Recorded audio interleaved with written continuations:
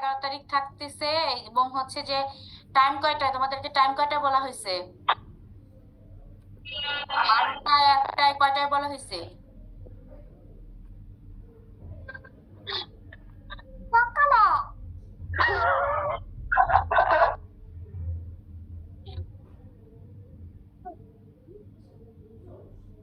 তোমাদের টাইম কয়টায় দেওয়া হয়েছিল?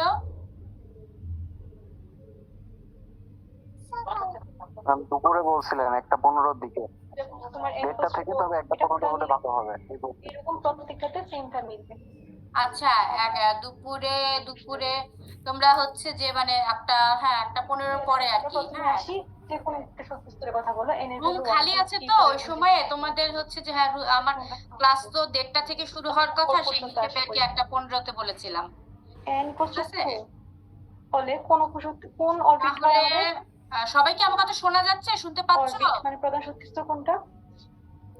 কে এল। হ্যালো, সবাই যদি আমার কথা শুনতে পারো তাহলে হচ্ছে ওই যে তোমরা একটু মাইকটা মিউট করে নাও, কারণ সবাই একসাথে কথা বললে বুঝি না আমি।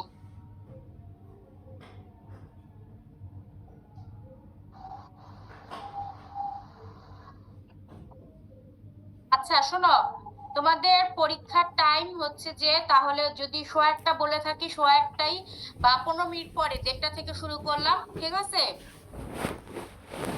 তোমাদের হচ্ছে 1:30 থেকে শুরু করবো নাকি 1:15টায় শুরু করতে পারবা, কোনটা তোমরা বলো দেখি। কই সিয়ার কই? 1:15 থেকে পারবো আমরা। এতটুকু পর্যন্ত? তাহলে আমার মোট উপশক্তি স্তর কতটি? আচ্ছা তাহলে 1:15তেই শুরু করছি আমরা, ঠিক আছে?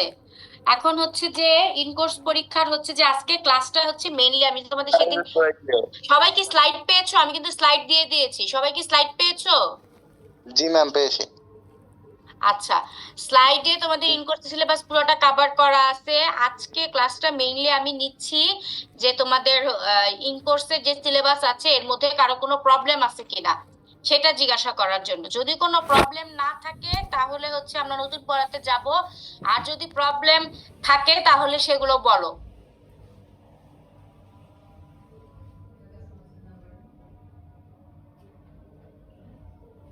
প্রবলেম আছে? মডেল আর কনক্রিশনটা একটু বুঝাই দেন। আচ্ছা, এখানে মোটল আর কনক্রিশনের মধ্যে ঝামেলা আছে না? স্লাইড কোথায়? দাঁড়ো, আমরা মার্শ সয়েলের মধ্যে এটা দেখেছি, তাই তো? আম্মু চলে যাও এখন, পরে।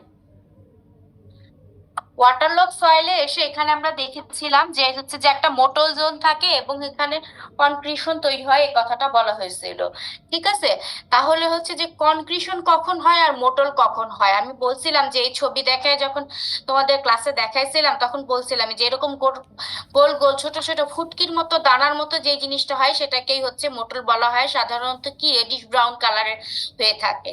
আবার কনক্রিশনটা কিরকম হয়? কনক্রিশনটা এরকম সরলরেখার মতো একটা দাগের মতো, একদম স্ট্রেট লাইন দাগের মতো, একদম মোটা হচ্ছে মনে একটা লেয়ার পড়ে গেছে, চক দিয়ে দাগ দিলে যেরকম হয় ডার্ক কালারের, সেই ডার্ক কালারের একটা দাগের মতো হয়।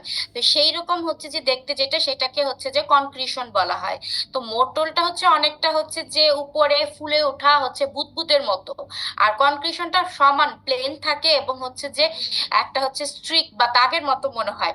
তো দুইটার পার্থক্য কি? দুইটার হচ্ছে যে মানে আয়রন এবং হচ্ছে ম্যাঙ্গানিজ, এই দুইটা হচ্ছে থাকলে অক্সিডেশন রিডাকশনের ফলে যখন হচ্ছে গ্যাসিয়াস অ্যামাউন্টটা কমতে থাকে, হ্যাঁ, তখনই এটা তৈরি হয়।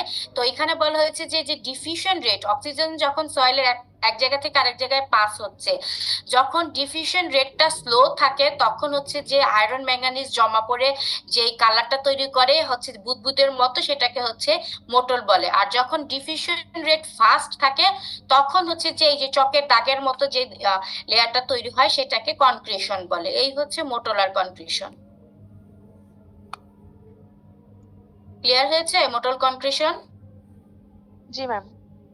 আচ্ছা, আর কোনো কোয়েশ্চেন আছে? ম্যাম, আমরা ফ্লাডেড সয়েলের রিডাকশন রিঅ্যাকশনস এর দুইটা টেবিল পড়েছিলাম, একটা ছিল একটু সিম্পলিফাইড আর আরেকটা হচ্ছে একটু ডিটেইল ছিল। হুম তো ম্যাম, এখানে দুইটা টেবিলের মধ্যে আয়রন হাইড্রোক্সাইডের যে রিঅ্যাকশনটা সেটার জন্য হচ্ছে রেডক্স পটেনশিয়াল দুটাতে ভ্যালু সেম আছে, কিন্তু ম্যাম সাইনটা একটাতে মাইনাস দেওয়া একটাতে মাইনাস দেওয়া নেই। এটা কি আসলে নেগেটিভ হবে নাকি পজিটিভ হবে? আচ্ছা, এটা হচ্ছে যে মাইনাস সাইনটা হবে বাবা, ওটাতে হচ্ছে মাইনাস সাইনটা ওঠে নাই। জি ম্যাম, ঠিক আছে। ঠিক আছে।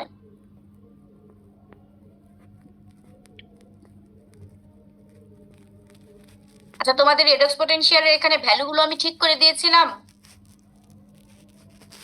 জি ম্যাম, ক্লাসে বলে দিয়েছিলেন। আচ্ছা, সবাই যেন এটা কারেকশন করে নিও। শীটের মধ্যে তোমাদেরকে যেটা দেওয়া হয়েছে সেই শীটের মধ্যে কিন্তু কারেকশন করা নেই। আমি ক্লাসে বলছিলাম যেটা দেখে কারেকশন করে নিও। এখন যদি স্লাইড দেখে ভুলটা পড়ে যাও তাহলে কিন্তু নাম্বার কাটা যাবে, বলে দিলাম। আচ্ছা, আর কি কোশ্চেন আছে?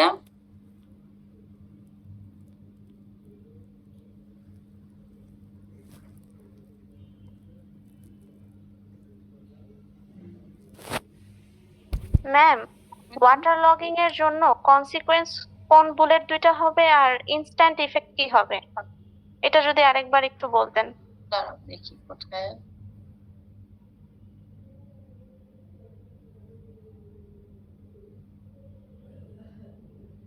এটা না, প্রথম দিকে না।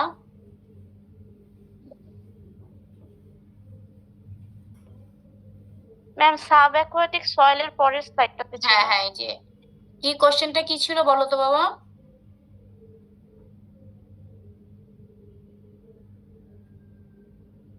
এই এই যে স্লাইড দেখা যাচ্ছে, এখন বলো কোশ্চেনটা কি ছিল তোমার, কি বললো এখানে, কি বুঝতে সমস্যা হচ্ছে?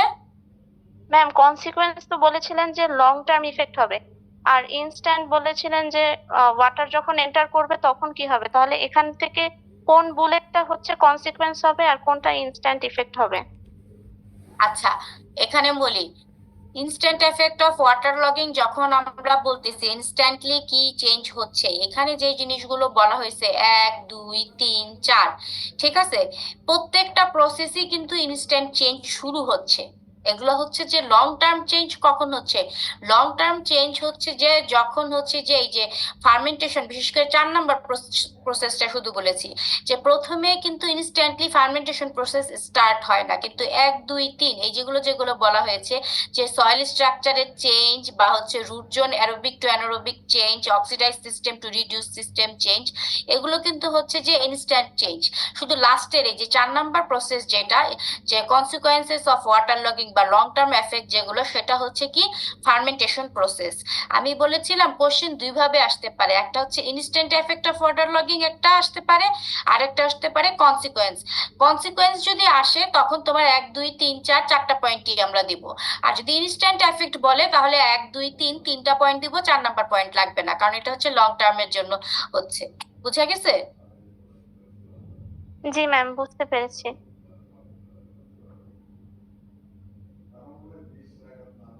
আচ্ছা, আর কোনো কোয়েশ্চেন?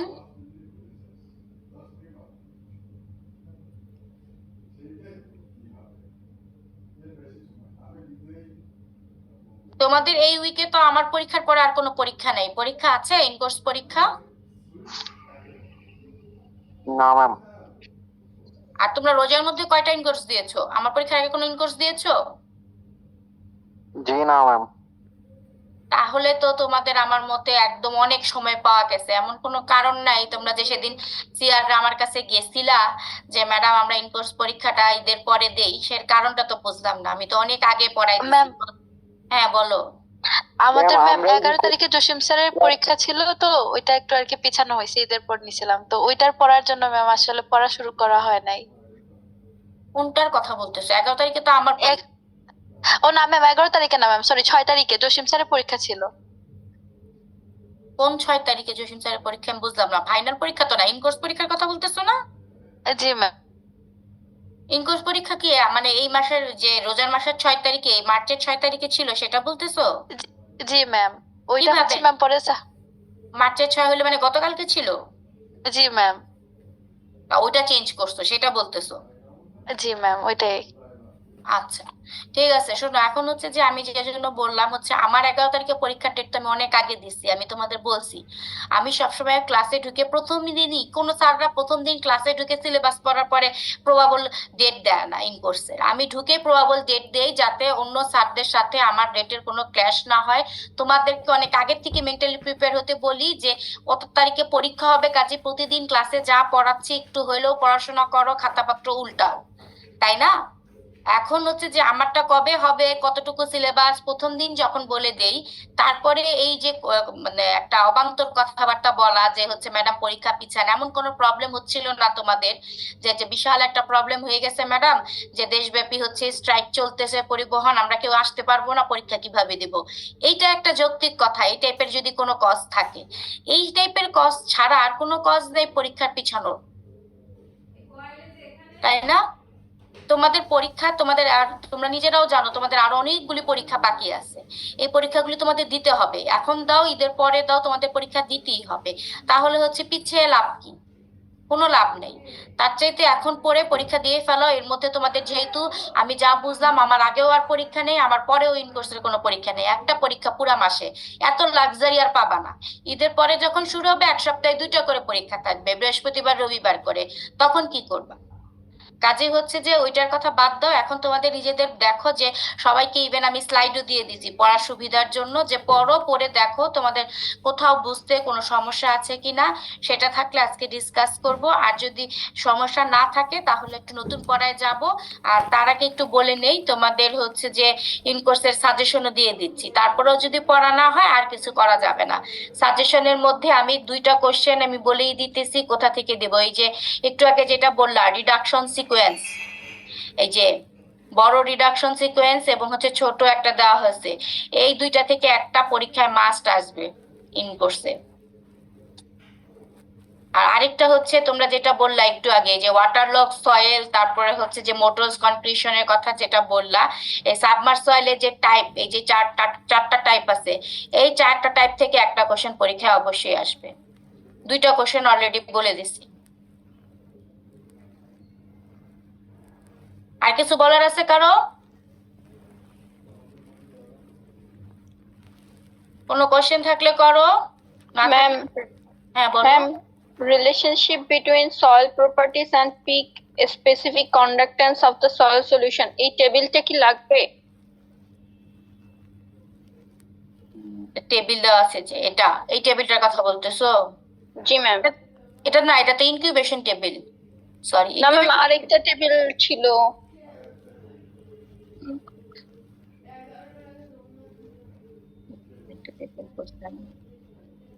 এই যে এটা। হ্যাঁ ম্যাম। আচ্ছা, এটার হচ্ছে যে আমি তোমাদের বোঝানোর সুবিধার জন্য এই টেবিলটা করে দিছি, এবং যখন করছি তখনই আমি বলছি যে এটা হচ্ছে যে বোঝানোর জন্য, তোমাদের যদি পরীক্ষায় কোশ্চেন আসে যে হচ্ছে যে এটা হচ্ছে স্পেসিফিক কন্ডাক্ট্যান্স মানে ইসি, সাবমার্জেন্সের ফলে ইসি কিভাবে চেঞ্জ হয়, বিভিন্ন ফ্যাক্টর ইসি চেঞ্জকে কিভাবে ইনফ্লুয়েন্স করে, হ্যাঁ সেটা এক্সাম্পল সহ ব্যাখ্যা করো, এই টাইপের একটা কোশ্চেন আসে, ঠিক আছে? এই কোশ্চেনটা যখন আসবে তখন তোমাদের অপশন আছে 2টা। এক হচ্ছে যে এই যে ইসির এই যে ছবিটা দেখতেছো, এই ছবিটা ড্র করে, যদি পরীক্ষার মধ্যে বলে না দেওয়া থাকে যে এক্সপ্লেইন উইথ ফিগার, যদি এক্সপ্লেইন উইথ ফিগার বলে তাহলে তো হচ্ছে যে একদম ক্লিয়ারলি বলাই আছে যে এই ফিগার দিয়ে আমার এক্সপ্লেইন করতে হবে যে কিভাবে কোনটা চেঞ্জ হচ্ছে, কি কারণে কোনটা চেঞ্জ হচ্ছে, কোনটাতে অর্গানিক ম্যাটার বেশি, কোনটাতে পিএইচ বেশি, হ্যাঁ সেই জন্য কি হচ্ছে, কোনটা অ্যাসিড সয়েল কোনটা অ্যালকালি সয়েল যার জন্য চেঞ্জ হচ্ছে, সেটা হচ্ছে এই গ্রাফ দিয়ে বলতে হবে। যদি এরকম না দেয়, শুধু যদি দেয় যে স্পেসিফিক কন্ডাক্ট্যান্সের চেঞ্জ কিভাবে হয় ব্যাখ্যা করো, সেটা যদি দেয় সেক্ষেত্রে তোমার অপশন থাকে 2টা। এক হচ্ছে ফিগার দিয়ে এক্সপ্লেন করা, 2 হচ্ছে যে টেবিল দিয়ে এক্সপ্লেন করা, ঠিক আছে? এখন হচ্ছে যে ফার্স্ট চয়েস হচ্ছে পরীক্ষার কোশ্চেনে ফিগার দিয়ে এক্সপ্লেন করতে বললে মাস্ট এটা দিতে হবে, কিন্তু পরীক্ষায় টেবিল দিয়ে এক্সপ্লেন করো এই কোশ্চেনটা হচ্ছে কখনো দেয় না, এটা হচ্ছে অপশন।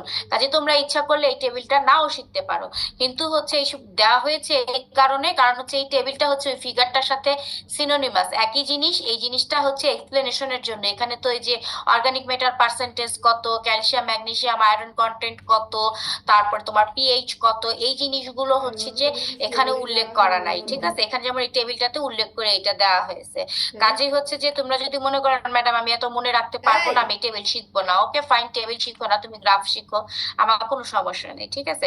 আমার হচ্ছে এক্সপ্লেনেশন করে বুঝাতে পারলেই হলো যে হচ্ছে যে যে রিলেশনশিপটা কি, যে ফ্যাক্টর গুলো আছে অর্গানিক ম্যাটার, পিএইচ এবং হচ্ছে আয়রন কন্টেন্ট, ক্যালসিয়াম কন্টেন্ট, এগুলোর সাথে আমার হচ্ছে ইসি যে বাড়ছে বা কমছে সেটা রিলেশনশিপটা কি, হ্যাঁ, কিভাবে বাড়ছে কিভাবে কমছে। আমি বলেছিলাম যে হচ্ছে যে এই যে দুইটা জিনিস ছিল যে 1 আর 6 এবং হচ্ছে 5 আর 2, এটার ক্ষেত্রে বলেছিলাম যে এগুলো হচ্ছে উপরের দুইটা হচ্ছে অ্যালকালি সয়েল, নিচের দুইটা হচ্ছে অ্যাসিড সয়েল, কারণ ইনিশিয়াল সিইসি থাকে হচ্ছে অ্যালকালি সয়েল দুটোর বেশি, এবং হচ্ছে যার মানে হচ্ছে ইনিশিয়াল সল্ট কন্টেন্ট বেশি, ইনিশিয়াল সল্ট কন্টেন্ট বেশি, যার জন্য সাবমার্জেন্স হওয়ার পরে এদের ইসিও বেশি হয়। আর অ্যাসিড সয়েল দুইটার হচ্ছে ইনিশিয়াল সল্ট কন্টেন্ট কম থাকে, যার জন্য সাবমার্জেন্স হওয়ার পরে এদের ইসিও কম হয়। তারপরে হচ্ছে ডিফারেন্ট ফ্যাক্টর থাকে, যে কারণে একটা অ্যাসিড সয়েলের ইনক্রিজ এতখানি হচ্ছে আর একটা এতখানি হচ্ছে। পিএইচ ছাড়াও হচ্ছে যে organic matter content, active iron content, এই জিনিসগুলো হচ্ছে ইনফ্লুয়েন্সিং ফ্যাক্টর হিসেবে কাজ করে থাকে। হ্যাঁ, তো এই যে জিনিসটা তোমাকে এক্সপ্লেন করতে হবে। এখন তুমি যদি বলো যে ম্যাডাম আমার তো এটা মনে রাখার দরকার নেই, আমি ভালো করে যদি হচ্ছে একটা নিজে বুঝে পড়ে ফেলছি, আমি এটা হচ্ছে এক্সপ্লেন করতে পারবো, ওকে ফাইন, আমার কোনো সমস্যা নেই। আর যদি কেউ মনে করে যে না আমার কাছে এই টেবিলটা মনে রেখে এক্সপ্লেন করলে মনে হয় ভালো হয়, তাহলে হচ্ছে টেবিলটা মনে রেখে এক্সপ্লেন করতে পারো, কিন্তু এটা যে মনে রাখা লাগবেই এমন কোনো কথা নেই, ঠিক আছে? আমার এক্সপ্লেনেশনটা জরুরি, টেবিল জরুরি না, কিন্তু গ্রাফটা জরুরি। গ্রাফ বাদ দেওয়া যাবে না, কারণ পরীক্ষার সময় এই গ্রাফ সহই এক্সপ্লেন করো এরকম কোশ্চেন আসে। আচ্ছা, আর কোনো question? Ma'am, relationship of gases exchange between flooded soil and air, এটা একটু বুঝাই দিতেন যদি। Flooded soil and air.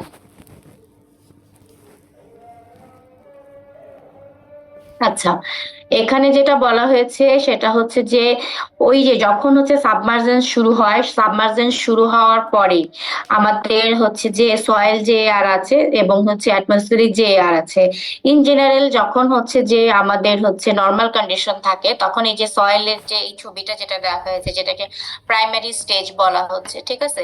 সেখানে কি হচ্ছে, সাধারণ অবস্থায় যেটা থাকে এই ওয়াটারের লেয়ারটা থাকে না, এই সয়েলের লেয়ার, তার উপরে থাকে এই এয়ার, অ্যাটমসফিয়ারিক এয়ারের লেয়ার, এবং এই দুইটা লেয়ারের মধ্যে তোমার হচ্ছে কি হয়, অক্সিজেন ডিফিউশন হয়, ফ্রিলি হচ্ছে যে অক্সিজেন এবং আদার যে অ্যাটমসফিয়ারিক গ্যাসগুলো আছে সেগুলো এক্সচেঞ্জ হচ্ছে, ঠিক আছে? গ্যাসিয়াস এক্সচেঞ্জ বা ডিফিউশন হচ্ছে একটা থেকে আরেকটাতে যাচ্ছে, অর্থাৎ অ্যাটমসফিয়ারিক অক্সিজেন সয়েল অক্সিজেনে যাচ্ছে, সয়েল অক্সিজেন অ্যাটমসফিয়ারিক অক্সিজেনে যাচ্ছে, কার্বন ডাই অক্সাইডও এক্সচেঞ্জ হচ্ছে। সবসময় একটা যে বলছি যে ইকুইলিব্রিয়াম অবস্থায় থাকে সয়েল, তো তখন হচ্ছে যে গ্যাসিয়াস কন্ডিশনেরও হচ্ছে এক্সচেঞ্জ করে একটা ইকুইলিব্রিয়াম কন্ডিশনে থাকে। তো যেই মুহূর্তে হচ্ছে আমার এখানে এরকম একটা ওয়াটারের লেয়ার হচ্ছে সয়েলের উপরে জমা হয়ে গেল, অর্থাৎ হচ্ছে সয়েলটা সাবমার্জ হয়ে গেল, সেই মুহূর্তে কি হলো, আমার যে ফ্রি মুভমেন্ট অফ গ্যাসেস যেটা ছিল, আমার অক্সিজেন বলি, কার্বন ডাই অক্সাইড বলি, নাইট্রোজেন বলি, যে গ্যাসগুলোর মধ্যে ফ্রি এক্সচেঞ্জ হতো অ্যাটমসফিয়ারিক গ্যাসগুলোর সাথে সয়েল এয়ারের গ্যাসগুলোর, সেটা বন্ধ হয়ে গেল, কারণ মাঝখানে একটা পানির লেয়ার চলে আসছে। এখন গ্যাসগুলো সহজে এখানে আসতে পারছে না, এখানে অ্যাটমসফিয়ারিক এয়ার এক্সচেঞ্জ করতে গেলে পানির লেয়ারে এসে কিছু জমা হচ্ছে, সয়েল এয়ারের ক্ষেত্রেও তাই, এগুলো গিয়ে পানির লেয়ারে জমা হচ্ছে, ডাইরেক্টলি তাদের যে এক্সচেঞ্জ ছিল সেই এক্সচেঞ্জটা বন্ধ হয়ে গেল। তো সেটাই এখানে বলা হয়েছে যে exclusion of oxygen or decrease in oxygen concentration. কারণ হচ্ছে যে বাইরে থেকে যে যখন হচ্ছে ইজিলি অক্সিজেনটা পাস করে সয়েলে ঢুকতো, যখন এরকম হচ্ছে পানির লেয়ার হয়ে গেল, তখন যেহেতু অক্সিজেন আসতে পারলো না, প্রথম যে চেঞ্জটা হলো সেটা হচ্ছে যে অক্সিজেন কনসেন্ট্রেশন আমাদের কমে যায়, যা আমরা হচ্ছে এই যে পরবর্তীতে এই টেবিলটাতে দেখেছি যে ইনকিউবেশন, মানে ইনকিউবেশন বলতে এখানে হচ্ছে সাবমার্জেন্স ডের কথা বলা হয়েছে, যে সাবমার্জেন্স শুরু করার প্রথম দিন এই 0 days এর মধ্যে 24 hours এর মধ্যে হচ্ছে দেখা যাচ্ছে যে আমাদের অক্সিজেন কনসেন্ট্রেশন সেই 100% থেকে নেমে 2.2% এর মতো চলে আসছে, ঠিক আছে? তাহলে হচ্ছে যে এই যে পরিমাণ হচ্ছে যে অক্সিজেনটা এতখানি নিচে চলে আসলো, এটার কারণটা কি? কারণ হচ্ছে এই সাবমার্জেন্স। তো হচ্ছে যে এই যে retardation between gaseous exchange between flooded soil and air, এটা এটা বলতে হচ্ছে তাহলে কি বুঝাচ্ছে? এইটাই বুঝাচ্ছে যে সবগুলো কিন্তু গ্যাসের এক্সচেঞ্জ হবে, শুধু অক্সিজেনের হবে তা কিন্তু না। Nitrogen, methane, carbon die oxide, hydrogen, এই সবগুলো সয়েল গ্যাস, হ্যাঁ, সয়েল অ্যাটমসফিয়ারে এগুলো থাকে। এই গ্যাসগুলো সবগুলোর হচ্ছে এক্সচেঞ্জে ট্রাবল হবে, কিন্তু ট্রাবল হওয়ার মধ্যে সবচেয়ে বেশি এফেক্টেড হচ্ছে অক্সিজেন, যেহেতু অক্সিজেনের উপর কি লিভিং পুরো বায়োটা ডিপেন্ডেন্ট, মাইক্রো অর্গানিজম থেকে শুরু করে প্ল্যান্ট পর্যন্ত। তারপর হচ্ছে যে কোনো oxidation, reduction process, biological decomposition process সবকিছু অক্সিজেনের উপর ডিপেন্ড করে। সেই জন্য অক্সিজেনের চেঞ্জ হওয়াটা খুবই গুরুত্বপূর্ণ, যার জন্য প্রাইমারি স্টেজের মধ্যে যেটা বলা হয়েছে যে সব গ্যাসিয়াস এক্সচেঞ্জ গুলো হচ্ছে বিঘ্নিত হচ্ছে এবং অক্সিজেনের কনসেন্ট্রেশন ড্রামাটিক্যালি হচ্ছে ড্রপ করে যাচ্ছে। আর সেকেন্ড যে স্টেজ যেটা বলা হয়েছে, সেকেন্ড স্টেজের মধ্যে যে তখন কি হলো যে অ্যাটমসফিয়ারিক অক্সিজেন যেহেতু হচ্ছে যে ডাইরেক্টলি আর সয়েলে যেতে পারছে না, কিন্তু কিছু অক্সিজেন ওয়াটারে যাচ্ছে ডিজলভ অক্সিজেন হিসেবে, সেগুলো হচ্ছে ওয়াটারের মধ্যে থাকছে। এই ডিজলভ অক্সিজেন লেয়ারটা থাকার কারণে এই ডিজলভ অক্সিজেন কিছুটা ডিফিউশন, স্লো ডিফিউশনের মাধ্যমে সয়েলের যে উপরের যে লেয়ারটা অক্সিডাইজ একটা লেয়ারের তৈরি করছে এবং সামান্য ডিফিউশন হয়ে কোনো কোনো জায়গায় একটা হচ্ছে যে অক্সিজেন পকেটের মতো তৈরি করছে। অক্সিজেন পকেট মানে কি, ওই যে তোমাদেরকে আমরা বলছিলাম যে হচ্ছে যে মোটলস এর ক্রিয়েশন হয়। তো মোটলস এর ক্রিয়েশন হওয়ার জন্য কি প্রথমত জিনিস যেটা হচ্ছে যে অক্সিজেনের ডিফিউশন হওয়া লাগবে। তো অক্সিজেন ডিফিউশন হতে হতে যদি আটকা পড়ে যায় অক্সিডেশন রিডাকশনে, তখন এরকম হচ্ছে ফুটকির মতো তৈরি হয় এবং হচ্ছে যে এই যে রিডিউস সয়েল লেয়ারে হচ্ছে কিছু অক্সিজেন পকেটের তৈরি হয়। আমরা কি বুঝতে পেরেছি তাহলে এখন কি চেঞ্জটা হচ্ছে? জি ম্যাম। আর কোনো কিছু? ম্যাম, অক্সিডেশন রিডাকশন পটেনশিয়ালের যে অনেকগুলো রিঅ্যাকশন আছে সেটার আগেরটায় H3PO2 হওয়ার কথা না? এই যে এটার কথা বলতেছো? এটা শেষেরটার আগেরটায় H3PO2 হওয়ার কথা না? এখানে এই যে তোমাদেরকে কারেকশন করে দিইনি, এটা H3PO4 তোমার হচ্ছে রিডিউস হয়ে H3PO3 হয়েছে। H3PO3 পরে H3PO2, এটা H3PO2 হবে। আমি তো বলছি এখানে কিছু ভুল আছে, H3PO2 হবে, এটা কারেকশন করে নাও। H3PO2 থেকে হচ্ছে ফসফরাস হয়েছে, ফসফরাস থেকে তোমার হচ্ছে ফসফিন হয়েছে। এখানে আমি বলেছিলাম কিছু কিছু জিনিস ভুল আছে, তোমরা কারেকশন করে নিতে। এটা এই স্লাইডটা কারেকশন করে নাও, এখানে H3PO2 হবে। ম্যাম, আর একটা ইএইচ এর যে একটা রেঞ্জ ছিল, water lock soil are well drain soil, ma'am এই রেঞ্জটা যদি একটু বুঝিয়ে দিতেন। এর পরের স্লাইডের পরেরটা, এর পরেরটা এই ম্যাম, যে ম্যাম এখানে এই ওয়াটার লক কথাটা কেন লেখা, এই যে অক্সিডাইজড সয়েলে, এটা বুঝতে পারিনি। আচ্ছা, এখানে হচ্ছে যে আমরা একটা রেঞ্জ প্রথমে বলেছিলাম যে পিএইচ এর স্কেলের মতো ইএইচ এর একটা স্কেল আছে, সেটা হচ্ছে পসিবলি সয়েলের ক্ষেত্রে -300 আর বিলো পর্যন্ত থেকে +700 এরকম একটা হচ্ছে রেঞ্জের মধ্যে থাকে। তো এই ক্ষেত্রে যেটা বলা হয়েছে যে আমি বলছিলাম যে পজিটিভ ভ্যালু গুলো সাধারণত কি হয়, সব অ্যাডেটেড, এবং পজিটিভ ভ্যালুর মধ্যে সাধারণত ওয়েল অ্যাডেটেড, যেখানে পানি জমা নেই, ওয়েল ড্রেন সয়েল, ঠিক আছে। হ্যাঁ, ওয়েল ড্রেন সয়েল যেগুলো সেগুলো হচ্ছে 500 থেকে 700, হ্যাঁ 500 থেকে 700 এরকম হচ্ছে যে একটা হচ্ছে রেঞ্জের মধ্যে থাকে। এখন তোমাদের হচ্ছে যে এই যে বলতেছে ওয়াটার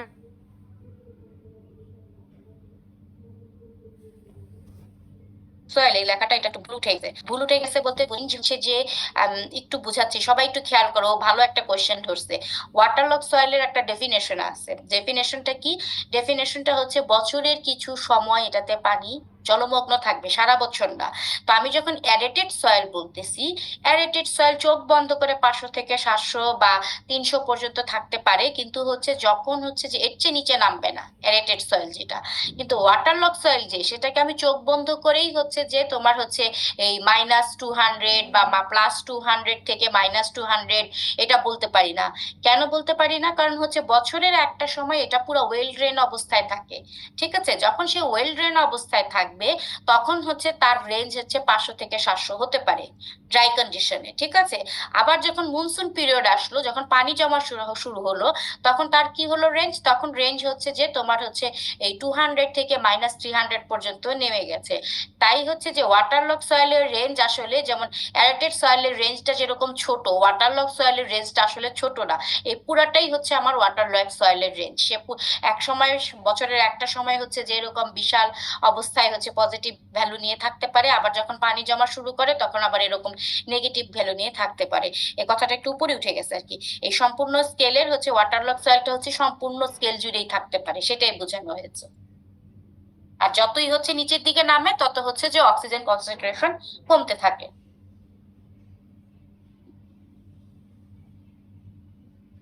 ক্লিয়ার হয়েছে? জি ম্যাম, বুঝতে পেরেছি।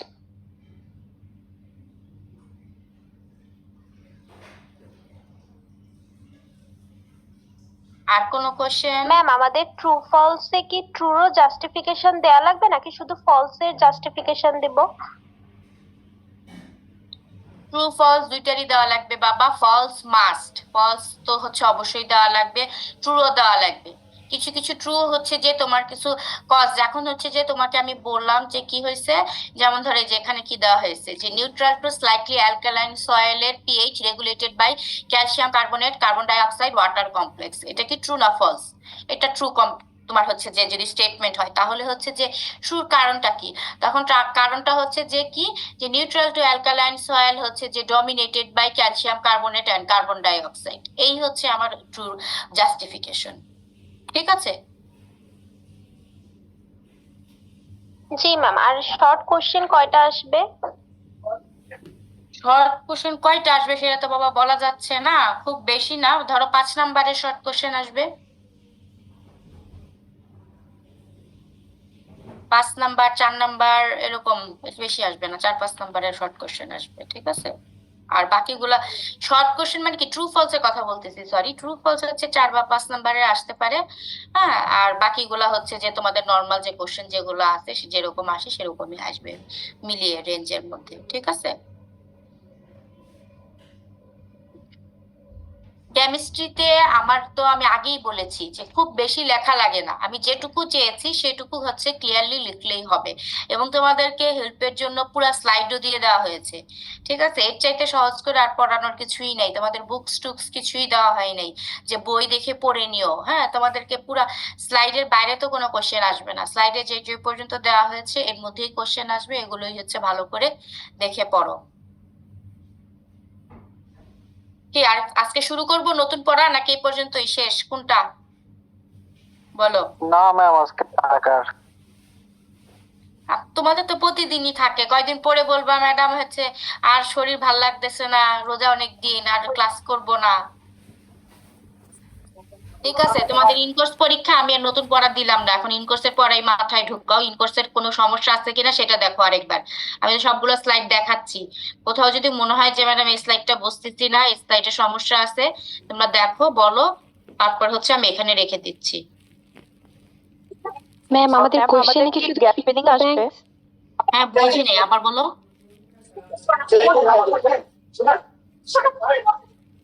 ম্যাম কোশ্চেন প্যাটার্নটা যদি একটু ভালোভাবে বলতেন, যে শুধুমাত্র কি ট্রু ফলস আর শর্ট কোশ্চেনই আসবে?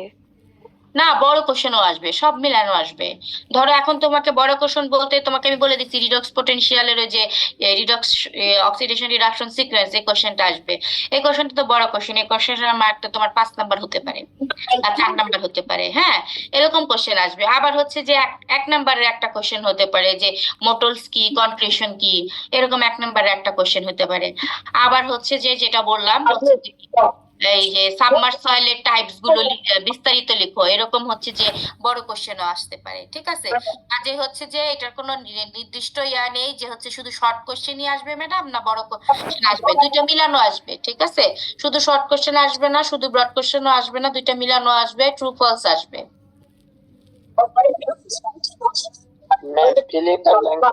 ঠিক আছে।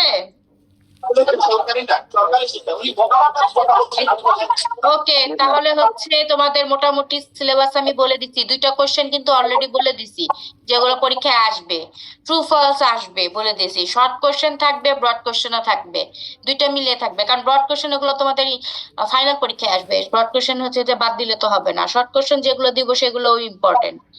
সব মিলিয়েই তোমরা হচ্ছে যে ma'am fill in the blanks কি থাকবে? Ma'am fill in the blanks আর এমসিকিউ থাকবে কি?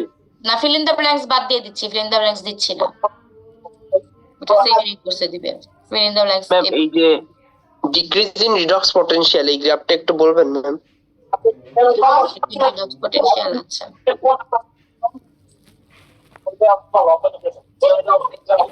এই যে এটার কথা বলতেছো? আচ্ছা, এই গ্রাফের কথা যদি বলি আমরা, তাহলে হচ্ছে এখানে একদম ক্লিয়ারলি দেখাই যাচ্ছে রিডক্স পটেনশিয়াল হচ্ছে যে একটা পজিটিভ ভ্যালু থাকে, নেগেটিভ ভ্যালু থাকে, আমরা জানি। এখানে হচ্ছে দেখো দুইটা সয়েলই শুরু হয়েছে পজিটিভ ভ্যালু থেকে, তার মানে দুইটার একটাও এখানে পানির নিচে নিমজ্জিত অবস্থায় ছিল না, অ্যারেটেড কন্ডিশনে ছিল, ঠিক আছে। একটাতে ভ্যালু ছিল ইনিশিয়াল পিএইচ ছিল 400-র উপরে, আর একটা ছিল 500-র উপরে, ঠিক আছে। তো তারপরে হচ্ছে যে যখন হচ্ছে কি হলো, এই যে 0 ডেইজে যে হলো, যখন ডাউন হলো তখন হচ্ছে যে এটা পানির নিচে চলে গেল। মনে করো বৃষ্টি হলো আর কি, বৃষ্টি হওয়ার পরে যেটা ওয়েল ড্রেন সয়েল, মানে যেখানে ভালো পানি পাস করার ক্ষমতা আছে, পারমিবিলিটি হাই সয়েলের, সেই সয়েলের মধ্যে বৃষ্টি হওয়ার পরে যেহেতু পানি জমা ছিল, মনে করো বেশি হলে 4 দিন বা 5 দিন, এই 1 সপ্তাহ হচ্ছে যে কি হলো, পানির নিচে থাকার কারণে যে প্রচুর বৃষ্টি হচ্ছে, প্রচুর পানি জমা ছিল, যার জন্য 1 সপ্তাহ পানির নিচে থাকার কারণে আমার হচ্ছে যে রিডক্স পটেনশিয়াল যেটা ছিল সেটা একদম ড্রপ করে গেল, এবং 1 সপ্তাহ পর্যন্ত এটা নিচেই থাকলো। তারপরে 1 সপ্তাহ পরে কি হলো, পানি সব নেমে গেছে, ওয়েল ড্রেন সয়েল যেটা, পানি সব নেমে গেছে, আর কোনো পানি নেই। তাহলে ইনিশিয়ালি তার যে ইএইচ ছিল সেইটার কাছাকাছি চলে এসে মোটামুটি স্টেবল হয়ে গেল। 1 সপ্তাহ পরে পানি চলে গেছে, ইনিশিয়ালি যার যেখান থেকে শুরু করছে সেখানেই সে ব্যাক করছে। এই হচ্ছে আমার হচ্ছে ওয়েল ড্রেন সয়েল, যেটা হচ্ছে যে যদি সাবমার্জ হয় তাহলে এই কন্ডিশন হয়। আর যেটা হচ্ছে যে ওয়েল ড্রেন সয়েল না, একদম পুরাই আসলে সাবমার্জ সয়েল, সেটাতে যখন এরকম পানি আসবে বা বৃষ্টির পানি জমা হবে, তখন হচ্ছে এটার কি হলো, ইনিশিয়ালি এটার হচ্ছে ইএইচটা তোমার হচ্ছে যে কম ছিল, মানে বেশি হাই ছিল না, ওটা ছিল 500, এটা ছিল 400 সামথিং। তো এইটা যখন হচ্ছে যে বৃষ্টি শুরু হলো, তখন এটা কি হলো, দেখা গেল যে একদম ঝাপাত করে অনেক নিচে নেমে চলে গেছে, একদম হচ্ছে মাইনাসের কাছাকাছি চলে আসছে, ঠিক আছে, 0-র নিচে চলে গেছে, মাইনাসে চলে আসছে। এই যে মাইনাসে ঝাপাত করে প্রথমে নামলো, নামার পরে তারপরে হচ্ছে কিছুদিনের মধ্যে, 1 সপ্তাহের মধ্যে এই মাইনাস থেকে একটুখানি উপর দিকে আসলো, আসার পরে তারপরে আস্তে আস্তে স্টেবল হলো। এখন এটার স্টেবল হওয়া হচ্ছে যে ওইটার মতো হয়নি, কারণ এটার হচ্ছে যে সাবমার্স কন্ডিশন, দিন দিন দিন এটা হচ্ছে পানি কমতেছে না, পানি একই রকমই আছে, ঠিক আছে। যার জন্য হচ্ছে প্রথমে একটুখানি কমছিল, যার জন্য ঝাপাত করে এটা হয়ে আবার একটু উপর দিকে বাড়ছে, কিন্তু তারপরে একটা লেয়ারে পানি একদম হচ্ছে সমান আছে, আর কোনো হচ্ছে ড্রেনেজ হচ্ছে না। তো তখন কি হলো, তখন হচ্ছে যে এই যে ড্রপ করে গেছে, সে হচ্ছে যে তোমার হচ্ছে একটু পজিটিভে উঠে তারপরে আসে যখন দিন দিন দিন 30 দিন, 60 দিন, 90 দিন, 1.5 মাস, 3 মাস হয়ে যাচ্ছে, তখন হচ্ছে সেই হচ্ছে এই যে -100 এর মতো একটা ভ্যালুতে এসে স্টেবল হয়ে গেল। তার মানে এটা হচ্ছে একটা রিডিউসড কন্ডিশনে আছে, ওয়াটারলক সয়েল, সাবমার্জ সয়েল এটা, এবং এটা হচ্ছে একটা অ্যারেটেড সয়েল। সাময়িকভাবে 1 সপ্তাহের জন্য এটা হচ্ছে যে ওই সাবমার্জ হয়েছিল, কিন্তু হচ্ছে পরবর্তীতে ঠিক হয়ে গেছে। এই হচ্ছে পার্থক্য। অর্থাৎ যদি মনে করো এই যে এই গ্রাফটা, এটা তোমাদের কোনো হচ্ছে খেলার মাঠের গ্রাফ হতে পারে, যেটাতে কিছুদিনের জন্য পানি জমে গেছে, আর এইটা হচ্ছে যে কোনো হচ্ছে যে খাল বিল হতে পারে, যেটা একসময় শুকনা ছিল, বর্ষার বৃষ্টি পানি আসার পরে যখন এটাতে হচ্ছে যে পানি জমে গেল। তো একটা গ্রাফ দেখি কিন্তু আমরা বলতে পারি কোন ধরনের মানে সয়েল সেটা। বুঝে গেছে রিডক্স পটেনশিয়ালের গুরুত্ব কি? জি ম্যাম। ম্যাম আর হচ্ছে আপনি ফ্যাক্টর এফেক্টিং রিডক্স পটেনশিয়াল যেগুলো আছে ওইগুলো ডিটেইলস পড়তে বলছিলেন, পিএইচ এর ফ্যাক্টর গুলো কি ম্যাম ডিটেইল পড়া লাগবে? এখানে যেটা বলছি, হ্যাঁ ইএইচ এর যেমন বলছি, পিএইচ এরও ডিটেল পড়া লাগবে, কারণ বাবা কোশ্চেন যখন আসবে শুধু নামগুলি লিখো এরকম করে কোশ্চেন আসবে না। কোশ্চেন আসবে হচ্ছে যে ইএইচ, পিএইচ, ইসি কে কি কি ফ্যাক্টর ইনফ্লুয়েন্স করে এবং কিভাবে করে এক্সপ্লেইন করো। তখন তোমাদের হচ্ছে গ্রাফ দিয়ে, এই যে 4টা কথা আমি বলছি যেটাতে গ্রাফ দেওয়া যায়, সেগুলো গ্রাফ দিয়ে, অথবা হচ্ছে যদি টেবিল থাকে যেটাতে টেবিল আছে, সেই টেবিল দিয়ে আমাকে মানে এক্সপ্লেইন করে বলতে হবে যে হচ্ছে যে বিভিন্ন জিনিসের জন্য কিভাবে করে। যেমন পিএইচ এর এখানে হচ্ছে যে গ্রাফ আছে এবং ফ্যাক্টরগুলি কিছু লেখা আছে, সেটা দিয়ে এক্সপ্লেন করা যাবে। ইএইচ এর ক্ষেত্রে এরকম হচ্ছে যে তোমাদের গ্রাফ আছে এবং হচ্ছে টেবিল আছে, সেটা দিয়ে এক্সপ্লেন করতে হবে। কাজে হচ্ছে যে যখনই পড়বা সেগুলো হচ্ছে যে এই ফ্যাক্টরগুলো যেহেতু হচ্ছে যে এক্সপ্লেন করো, যখন কোশ্চেনটা এভাবে আসে তখন হচ্ছে নামের পাশাপাশি কিভাবে চেঞ্জ হয় গ্রাফ বা টেবিল দিয়ে এক্সপ্লেন করতে হবে। তোমাদের কি এটার পিডিএফ বুকস দিয়েছিলাম আমি?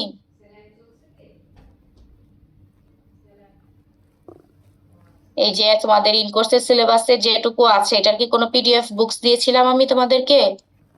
না ম্যাম। আচ্ছা ঠিক আছে, ইন কোর্স পরীক্ষা দাও, ফাইনাল পরীক্ষার আগে মনে করো আবার দিয়ে দিব না তোমাদেরকে।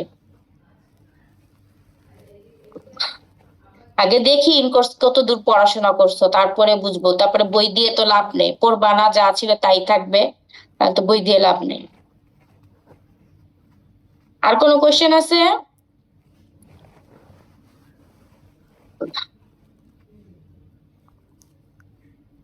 নাইট্রোজেন পর্যন্ত তোমাদের পড়ানোর কিন্তু সিলেবাস। এই যে এটা কি দিয়েছি, এই স্লাইডটা কি দিয়েছি, remedies to reduce nitrogen loss, না ম্যাম। এই স্লাইড গুলো কি দেওয়া হয়েছে? ম্যাম আমাদের ডিনাইট্রিফিকেশন পর্যন্ত। আচ্ছা, এই দুটা এগুলো দেওয়া বাকি আছে, অ্যাকুমুলেশন, নেমোনিয়া এগুলো দেওয়া হয় নাই না? এইটুকু পড়াই দিলে তো ভালো হইতো। তো ঠিক আছে, যাক, তোমরা দিতে চাচ্ছ না, দিলাম না। এটা নাইট্রোজেনের পর্যন্ত হলে এই পর্যন্ত আর কি থাকার কথা, ও অর্ধেকও দিয়েছি, আর নাইট্রোজেনের পুরোটা স্লাইডও দিইনি, পড়া অনেক কম তোমাদের। ঠিক আছে, পড়ো তোমরা ঠিক মতো। তাহলে হচ্ছে যে আমরা চেষ্টা করব পরীক্ষা একটা মানে 15-তে শুরু করতে, ঠিক আছে? নাকি সকালে দিতে চাও তোমরা, আরো আর্লি দিতে চাও, কোনটা? না না না ম্যাম, ম্যাম, দুপুরেই থাক। ঠিক আছে, ওই টাইম ঠিক আছে। আচ্ছা ঠিক আছে, টাইম ঠিক থাকলে থাকলো। আর হচ্ছে তোমরা হচ্ছে শোনো, কোন কোন রুমে বসবা? ম্যাম আমাদের এলটি তো ফাঁকা আছে, জিএল আমরা ফাঁকা করার চেষ্টা করব যদি সম্ভব হয়। আচ্ছা, তাহলে হচ্ছে ইয়া করো, জিএল আর এলটি তেই বসো। তোমাদের হচ্ছে যে টোটাল তোমরা হচ্ছে কতজন এখানে বাবা?